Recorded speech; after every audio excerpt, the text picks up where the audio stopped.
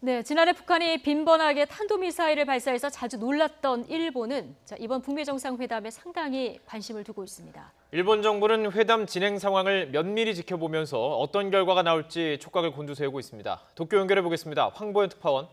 네, 도쿄입니다. 예, 일본 정부는 사실 비핵화 논의에서 이렇다 할 존재감을 나타내지 못하고 있는 것이 사실인데요. 일본 언론 분위기는 어떻습니까? 네, 이른바 재팬 패싱 우려가 여전한 가운데 일본 언론은 다소 침착한 분위기 속에 북미 정상회담 소식을 주요 뉴스로 다루고 있습니다. 일본 언론은 어제 오후 김정은 북한 국무위원장의 싱가포르 도착에 이어 리센슝 싱가포르 총리와 회담한 소식 등을 자세히 전했습니다.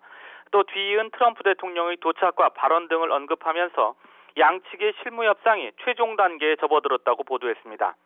일본 정부는 관련 정보 수집에 총력을 기울이는 모습입니다. 어젯밤 야치 쇼타로 국가안보국장과 가나스기 겐지 외무성 아시아대양주 국장이 싱가포르에 도착했습니다. 가나스기 국장은 싱가포르에 도착한 다음 기자들과 만난 자리에서 북한 측과의 접촉을 모색할 생각이 있느냐는 질문에 그런 것은 전혀 예정돼 있지 않다고 답했습니다. 그러면서 북미 정상회담의 성공을 지원하기 위해 미국과 긴밀히 공조하겠다고 말했습니다. 이들은 우선 북미 회담의 진행 과정과 결과를 면밀히 파악하는 데 최선의 노력을 다할 것으로 보입니다. 다만 북미 회담이 성공적으로 마무리되면 일본 정부가 북한과 직접 대화할 용의가 있다고 이미 밝힌 만큼 이에 대비한 사전 움직임에 나설 가능성도 제기되고 있습니다. 네, 그렇다면 일본 정부가요, 이번 북미 회담에서 크게 관심을 두는 문제 어떤 것입니까? 네, 비핵화 문제가 해결되는 게 일본 정부로서도 물론 가장 중요합니다. 여기에 일본과 관련된 현안도 이번 북미 회담에서 해결되거나 적어도 중요하게 다뤄지기를 바라는 게 일본 정부의 기대라고 볼 수 있을 것 같습니다.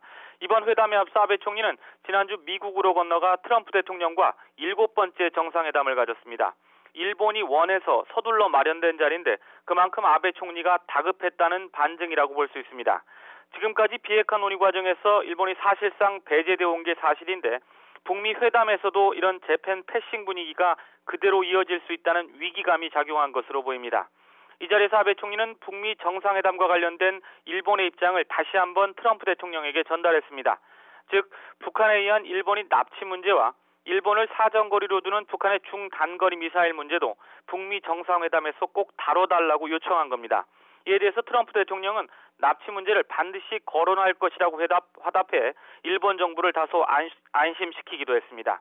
일본 정부는 이번 회담에서 이런 문제들이 과연 다뤄질지 또 다뤄진다면 어느 정도 비중 있게 논의될지 등에 대해서 촉각을 곤두세우고 있습니다. 지금까지 도쿄에서 YTN 황보현입니다.